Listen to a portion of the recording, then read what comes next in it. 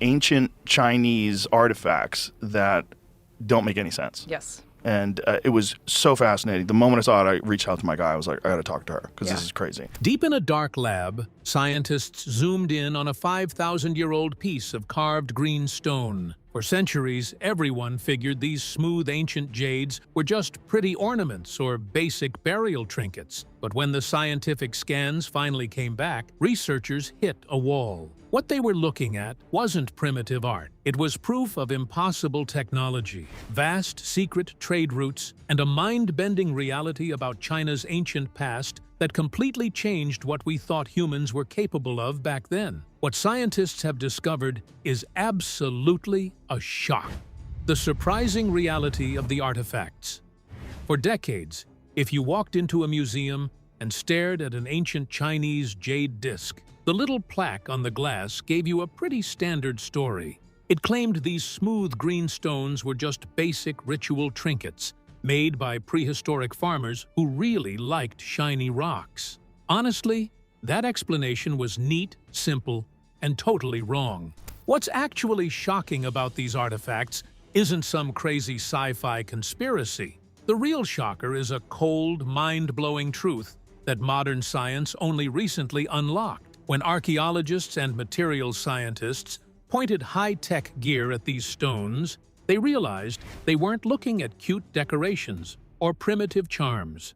These were the physical hardware of a terrifyingly sophisticated power system that controlled a continent long before any famous emperors showed up. To figure out what these things were actually used for, you have to toss out everything you know about tools. Look at an ancient jade axe head from 5,000 years ago. You'd think it was made to chop down trees, right? Wrong. If you actually hit a log with it, the whole thing would shatter instantly. They were carved way too thin, polished until they looked like liquid, and drilled with crazy, microscopic precision.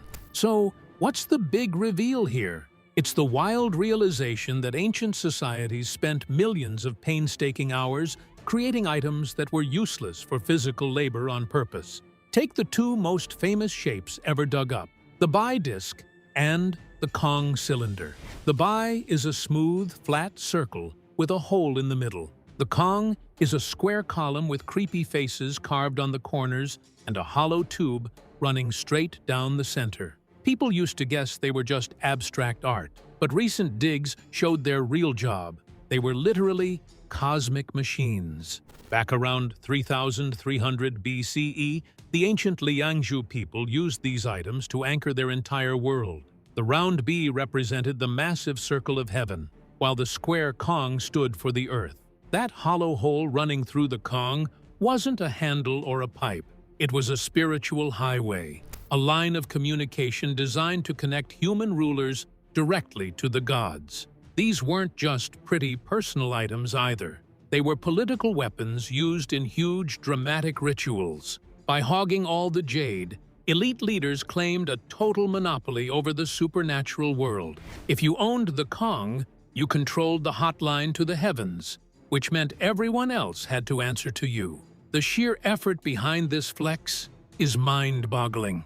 Imagine an entire civilization pouring its best resources not into building giant stone pyramids, but into grinding down an insanely tough rock just to prove they were in charge. When scientists mapped out how these artifacts were laid around dead rulers in massive burial mounds, the truth hit them like a brick. China's ancient jades weren't simple jewelry. They were the ultimate flex of absolute, unquestioned power.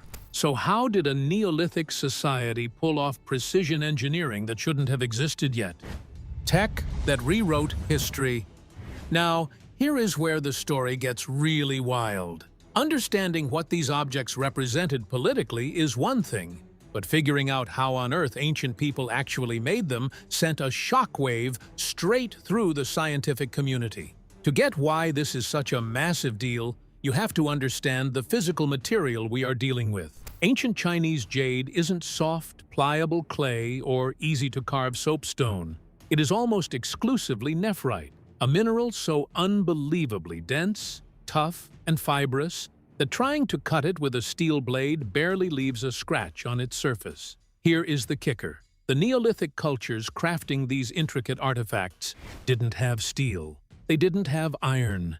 They didn't even have bronze yet. According to every history textbook ever written, these people were living in a Stone Age reality, working with basic wooden sticks, leather cords, bone implements, and soft copper at best. By all known laws of ancient history, shaping nephrite into thin, perfectly symmetrical discs, or drilling clean, straight holes straight through a 10-inch block of rock should have been completely impossible.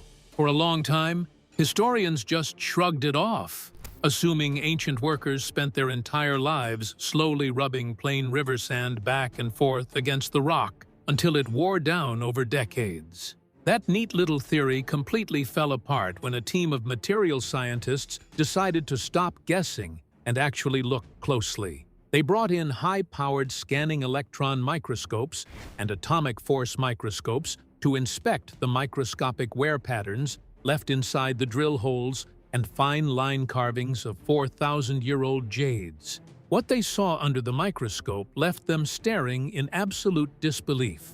The microscopic grooves left behind on the jade surfaces weren't messy, irregular, or blunt, which is what you would expect from basic sand and string. Instead, the cuts were razor-sharp, uniform, and impossibly precise.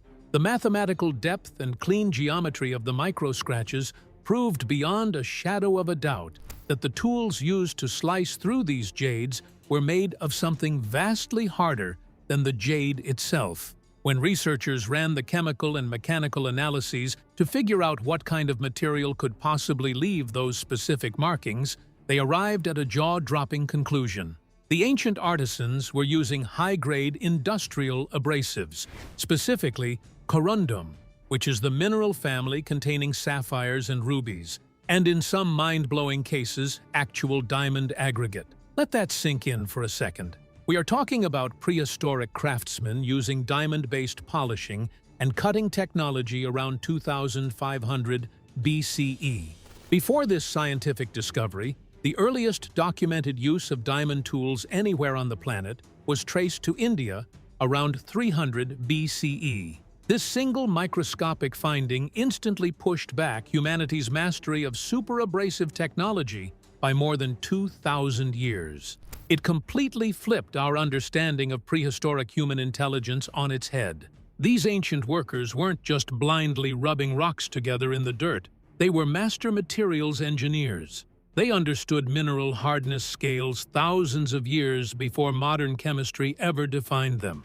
They knew how to prospect for rare corundum deposits, crush the ultra-hard stones into fine abrasive slurries, and mount them onto high-speed rotary drills made of hardwood or bamboo. They designed mechanical compound drills that could spin fast enough to drive these diamond-laced slurries straight through dense nephrite, creating microscopic cuts so clean they look like they were produced by a modern factory machine. What scientists had originally dismissed as crude ancient folk art was actually the product of an advanced, precision-machined manufacturing process that pushed Stone Age physics to its absolute physical limit. It turns out that the true shocker of ancient jade isn't just the spooky rituals or the political flexing.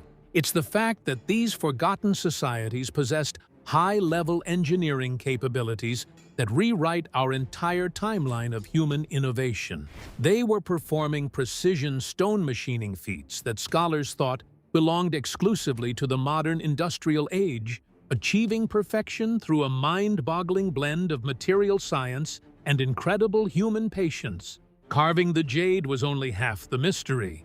The bigger puzzle was where this immense supply of raw stone was actually coming from. The secret prehistoric superhighway. Once scientists realized these ancient engineers were using diamond-grade technology to carve the stone, a whole new mystery immediately slammed them right in the face. Where on earth was all this jade actually coming from? You see, high-quality nephrite jade isn't just sitting around waiting to be picked up in every random backyard creek. It forms under extreme geological pressure deep within the earth, making natural, workable deposits remarkably rare across the Asian continent. For generations, traditional historians assumed local prehistoric tribes were simply pulling whatever greenish river pebbles they could find out of nearby stream beds and working with whatever happened to be on hand.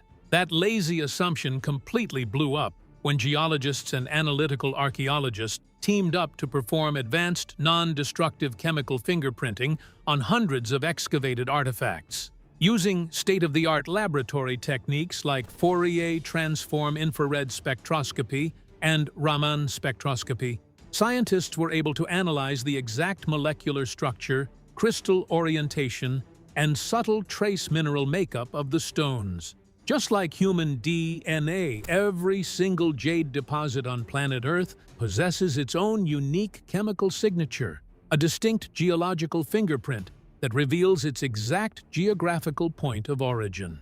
When the massive batch of spectroscopy results finally came back from the lab, researchers were left staring at the monitors in complete disbelief. The chemical fingerprints conclusively proved that the raw nephrite used to craft exquisite, highly polished artifacts found in eastern coastal cities didn't originate anywhere near those settlements.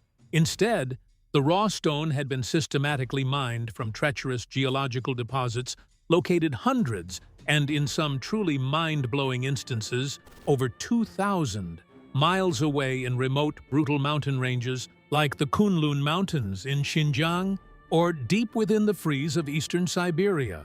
Think about what that actually means for our understanding of human history for a second. We are talking about the late Neolithic period, operating roughly between 3000 and 2000 BCE. This was thousands of years before the famous Silk Road was officially mapped out and established during the Han Dynasty. Standard history textbooks have always taught us that early prehistoric communities were completely isolated, localized groups living in closed-off bubbles with virtually zero knowledge of what lay beyond their immediate mountain or river valley. The hard physical jade data proved that the old narrative was completely false. To reliably move thousands of pounds of insanely dense, uncarved raw rock across massive mountain ranges, scorching desert wastes, and dense river systems required a sophisticated, highly organized, prehistoric trade network. It meant that long before writing was standardized, before coins were minted, or before formal geographic maps were ever drawn, an invisible economic superhighway stretched completely across the Asian continent.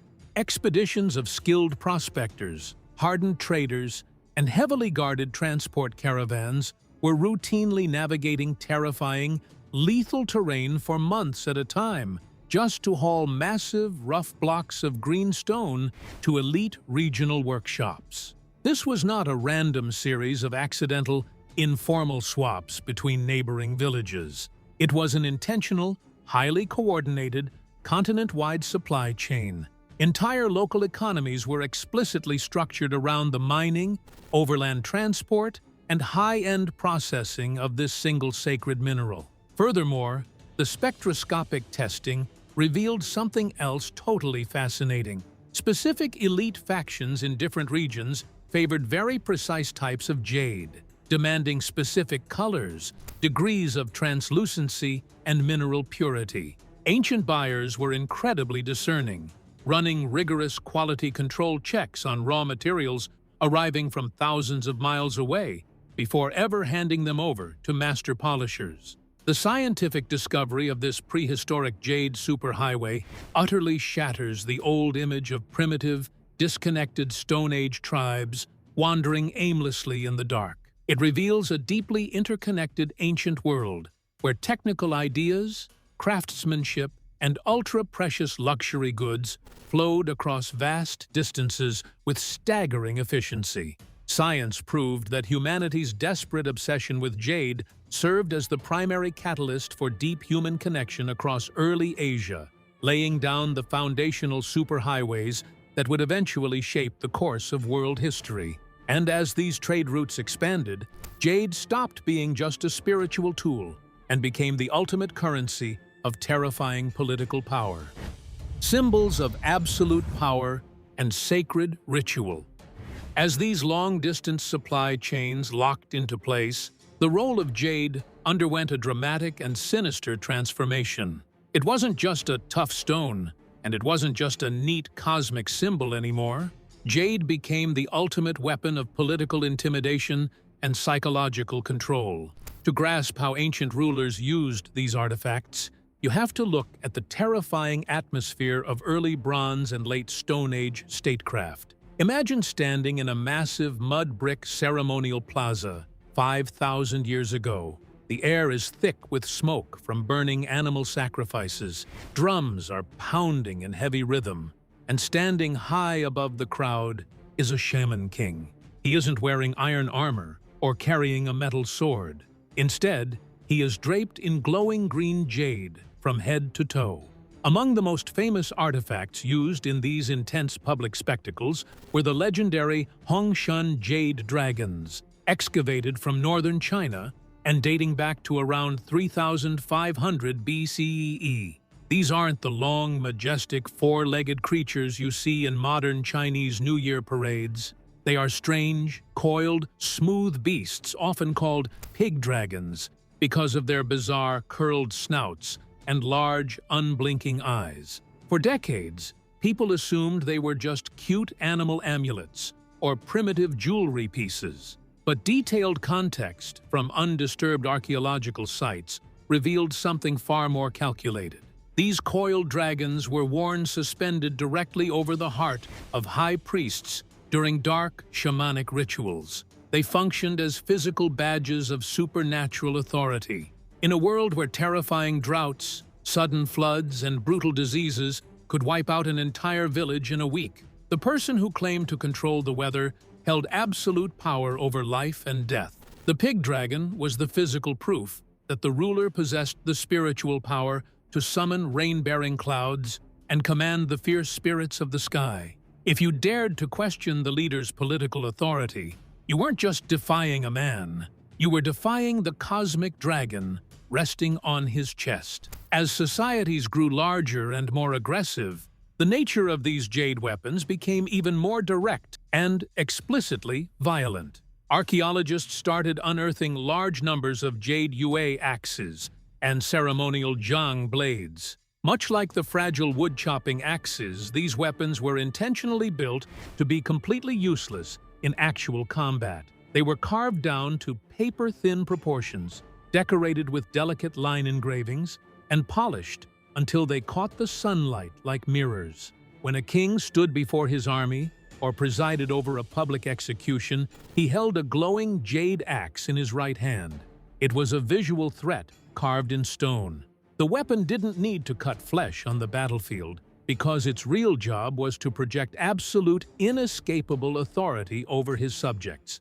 It sent a clear message. The king possessed the legal and divine right to spill blood, sanction violence, and enforce the law.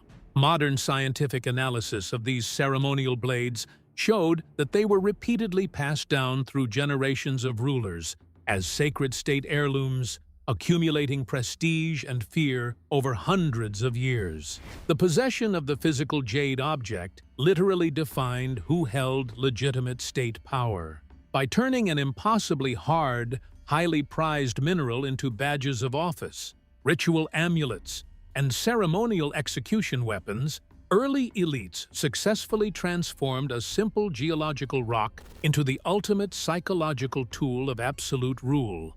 Yet, as powerful as jade was in the world of the living, its most extreme purpose was reserved for the dead. The immortal armor of the Han Dynasty.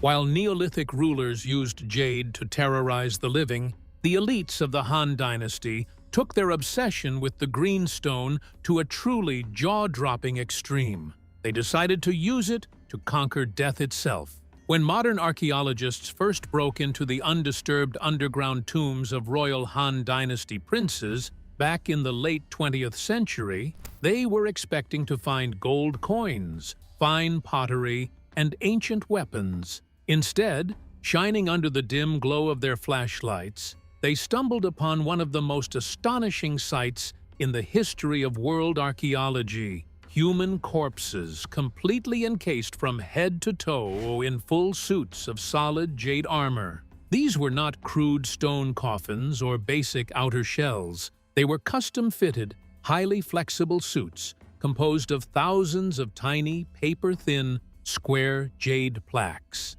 Every single plaque was meticulously polished, drilled at the corners with microscopic holes, and woven together using intricate threads of pure gold, silver, or silk wire, depending on the exact royal rank of the deceased. The corpse inside was literally sealed inside a shimmering, flexible suit of stone armor, complete with a fitted helmet, hand gauntlets, body trunk, and boot covers. To an outsider stepping into the tomb, it looked less like a human burial and more like a sci-fi suit designed for cosmic travel. So what was the actual science and philosophy driving this insane level of elite extravagance? Ancient Chinese texts from the period revealed that nobles genuinely believed nephrite jade possessed mystical chemical properties that could halt biological decomposition. They believed that by completely sealing every single bodily orifice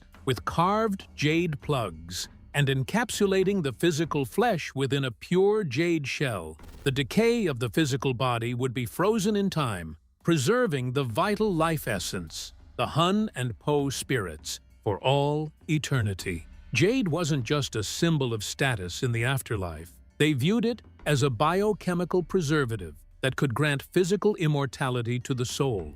When modern materials scientists and chemical analysts finally got the chance to test the biological remains preserved inside these airtight suits, the scientific reality presented a fascinating contrast to ancient spiritual beliefs. While the jade suits failed to prevent the natural decomposition of organic tissue over 2,000 years, they succeeded wildly at something else: environmental protection. The incredibly dense, non-porous structure of high-purity nephrite, combined with tight metallic wire bindings, created a protective microclimate that shielded the interior from moisture, acidic soil corrosion, and destructive atmospheric oxygen.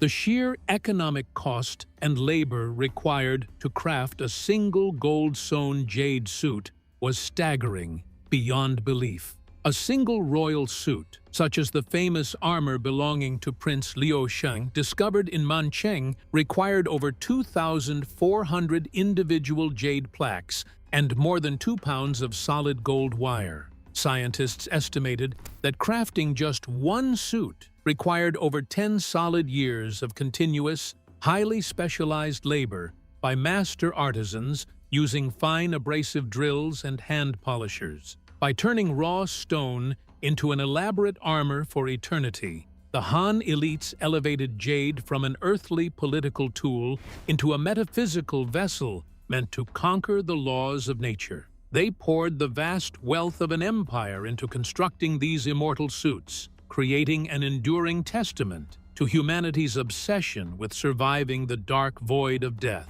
Building thousands of these intricate suits required something ancient history wasn't supposed to have: industrial-scale manufacturing.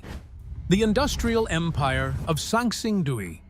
For a long time, historians believed these incredible jade suits and complex ritual objects were crafted by isolated, small-scale artisan shops. Master craftsmen working quietly in secluded home studios, hand-polishing one piece of stone at a time over several decades. It was a romantic, peaceful image of ancient craftsmanship.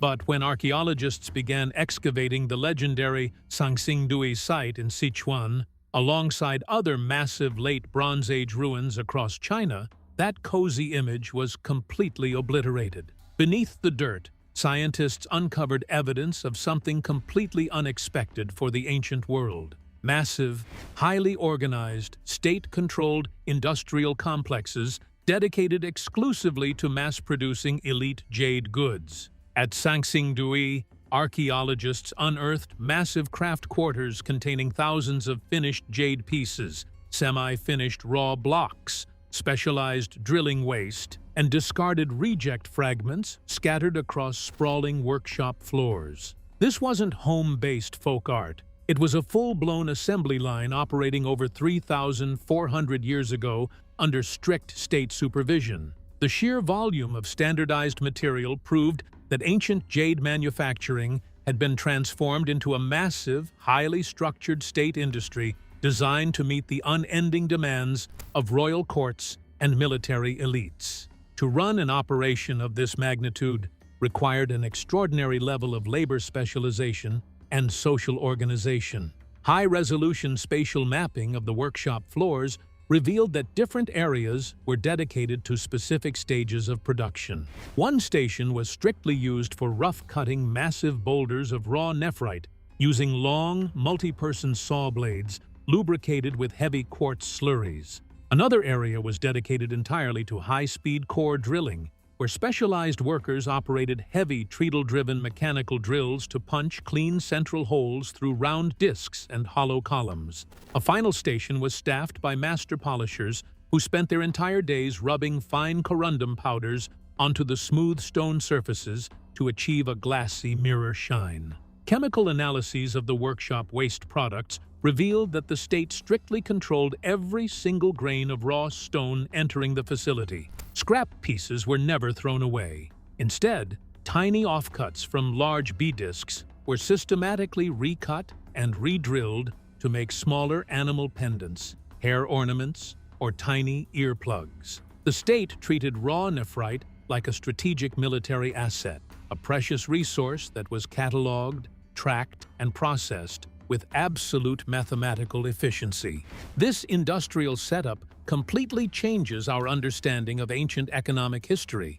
It proves that thousands of years ago, long before the Industrial Revolution ever swept across Europe, ancient Asian states were already operating specialized, large-scale manufacturing hubs. They had successfully divided complex, highly technical labor into distinct step-by-step processes, training generations of dedicated workers to produce pristine, high-precision luxury goods at scale. The Sangsing-Dui discoveries showed that jade wasn't just a quiet religious icon or a rare symbol of individual wealth. It was the driving economic engine of entire ancient cities. The massive output of these state factories supplied the vast political network, providing the essential ritual hardware, badges of rank, and funerary armor required to keep an empire running.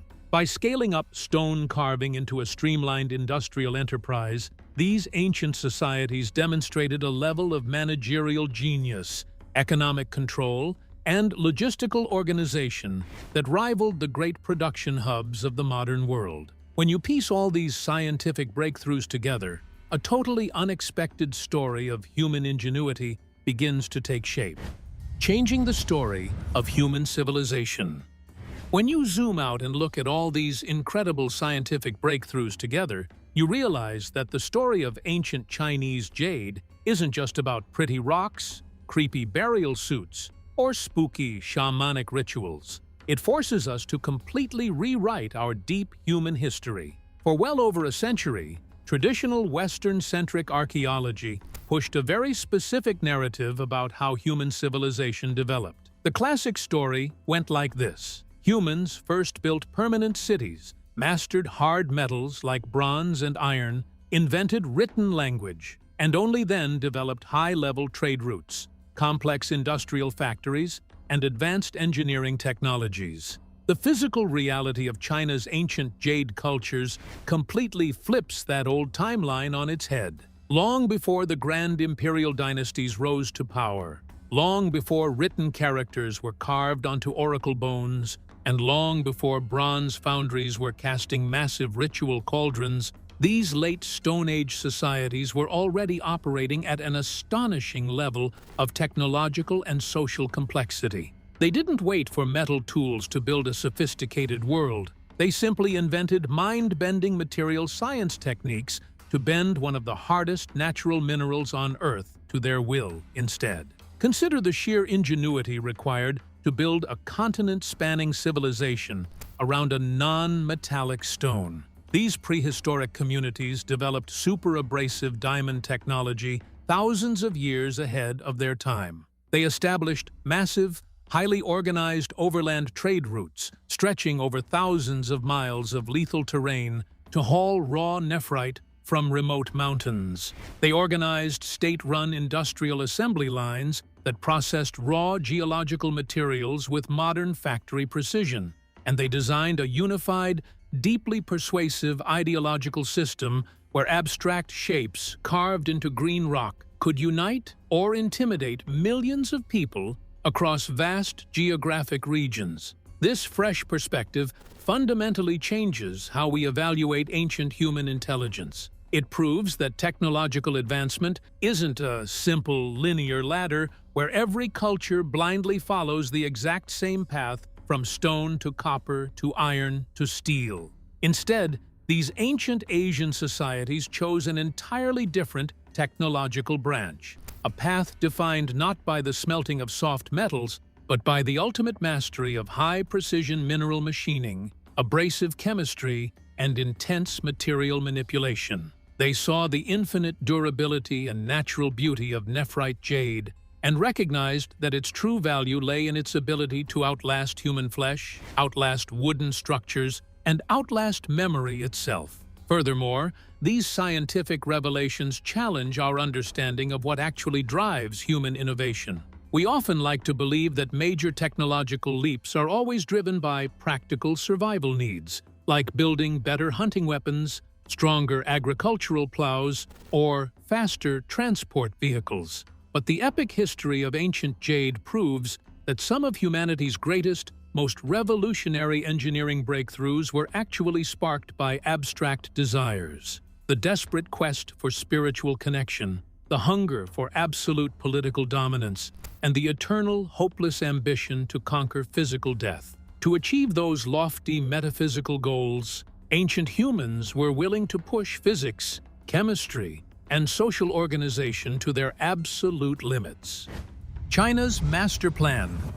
So where are these priceless green treasures sitting right now, and what is China actually doing with them? If you want to see them in person, you won't find them tucked away in dusty, forgotten basements. Instead, China has turned its ancient jades into the crown jewels of a massive, state-of-the-art museum revolution. At places like the sprawling new Sanxingdui Museum in Sichuan and the Liangzhu Archaeological Park in Hangzhou, these artifacts are housed in hyper-modern megastructures. Visitors can even walk past glass-walled live conservation labs where top scientists in white coats use 3D laser scanners and chemical baths to restore freshly unearthed jade and bronze pieces in real time. This isn't just about putting cool stuff on display for tourists, though. China has a much bigger, highly strategic master plan for these ancient jades. Under a massive national initiative called Archaeology in China, the government is investing billions into high-tech digs to rewrite its own origin story. For centuries, the standard narrative claimed Chinese civilization started from a single spark along the Yellow River. But these newly analyzed jade networks prove that ancient China was actually a multi-centered web of brilliant regional cultures, from Liangzhu in the east to Sanxingdui in the southwest, all connected by high-level trade and tech thousands of years ago. China is leveraging these discoveries as a powerful tool of cultural soft power on the global stage. High-profile exhibitions featuring ancient jades are touring major international museums, while Beijing actively lobbies for full UNESCO World Heritage status for sites like Sanxingdui. At the same time, specialized teams are building ultra-high-definition digital archives of every artifact, while using diplomatic channels to track down and repatriate lost jades held in overseas collections. Far from being forgotten relics of a dead era, these ancient jades have become the ultimate physical proof of a deep, unbroken cultural identity. If you enjoyed this video, hit that subscribe button for more deep dives into history's wild scientific discoveries.